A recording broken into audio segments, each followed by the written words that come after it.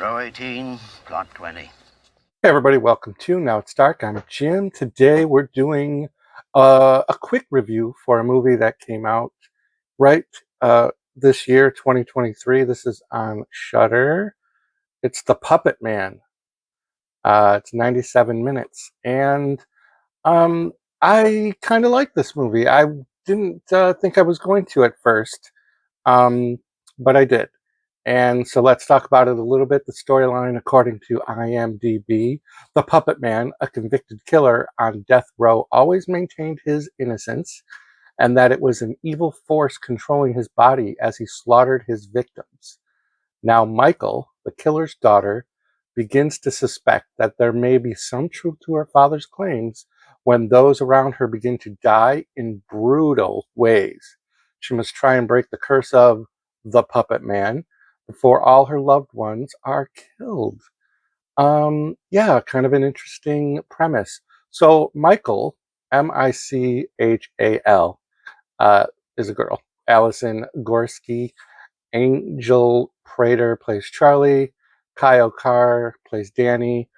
Let's skip. Anna Tefler plays Joe. Karen Richmond plays Ruby, and she's a very vital character that I really enjoyed. Kind of like I don't know, a mystic person.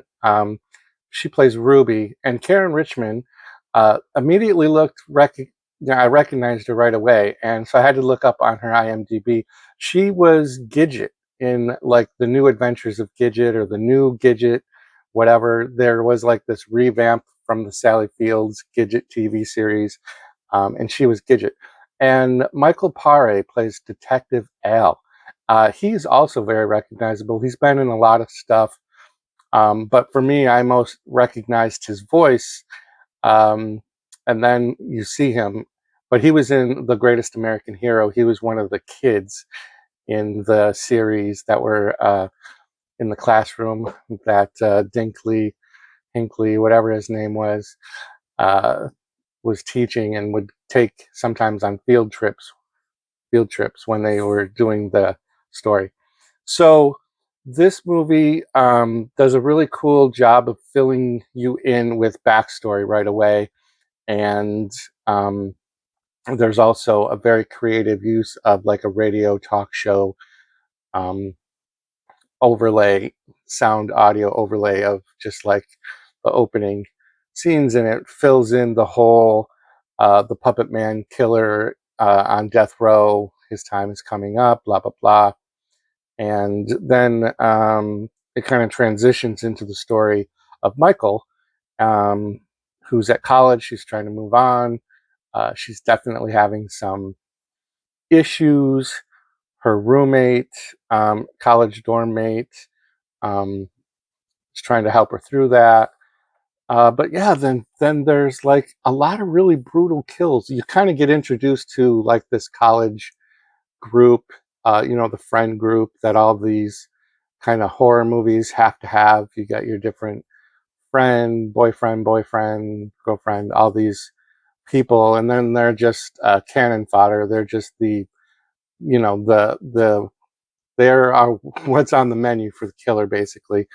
And yeah, it's very creative. There's some really good kills, and honestly, there's a few that made me actually kind of go ooh.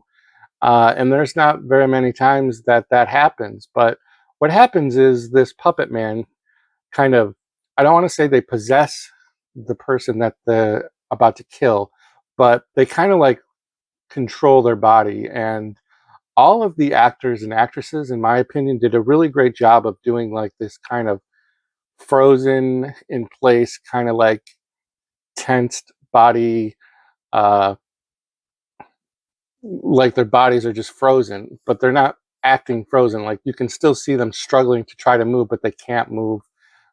So like to me, there's a difference between someone who's just trying to be like frozen, and then there's people that are like trying to get out of being forced to do certain actions, and that's all of them did a really good job with that. And then, like I said, there's some really interesting kills on this. I was actually very happy with this. There are um, more kills than I expected as well, because you have the college group, and some of them get picked off and some don't, and there's other characters that kind of get introduced. There's a whole police station scene that was pretty intense. I was like, "Oof!" It was kind of just like a "what the f" moment.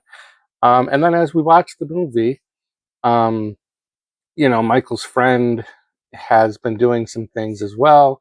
She's encouraging Michael maybe to go visit her father. Maybe that'll help her get some release, some stress release, if she just kind of like puts that chapter of her life away by saying goodbye to her father before he is put to death on death row. So she does end up visiting him. It doesn't help too much. Then the friend group goes to this mystic, seer person, Gidget, and that kind of changes the story dynamic a little bit. And then that's when the friend group just starts getting picked off, and it's really interesting how they kind of weaved into the story the little mystery of who the killer was and what the history of the Puppet Man is outside of it being her father. Like the father claims that he was being controlled by an outside force, and then there's like some development of what is that outside force, who was it, what's the mythology of it, who's it inhabiting now, so to speak, and then how do they get to the resolution of getting Michael off of this Puppet Man radar or whatever, so to speak. It's really good. It actually even had a really great final scene. It was one of those scenes that I was just like, yeah, that's good. I like when horror movies take a chance and they don't always have necessarily like this happy ending where everything's fine and dandy. This one, um, like sometimes movies will do this. They'll do a wrap up, everything's fine and copacetic, but then they'll drop a hint of a possible they could do a sequel. And then there's movies that take like that risk and they just go right for it, and they give you this ending where um, it's blatant that things are not resolved. And I don't know that this would ever warrant a sequel. I think this is a good one and done. I don't know that you could build a franchise out of the Puppet Man. Maybe you could, I guess, but I think this was really good. If you have Shudder, check it out.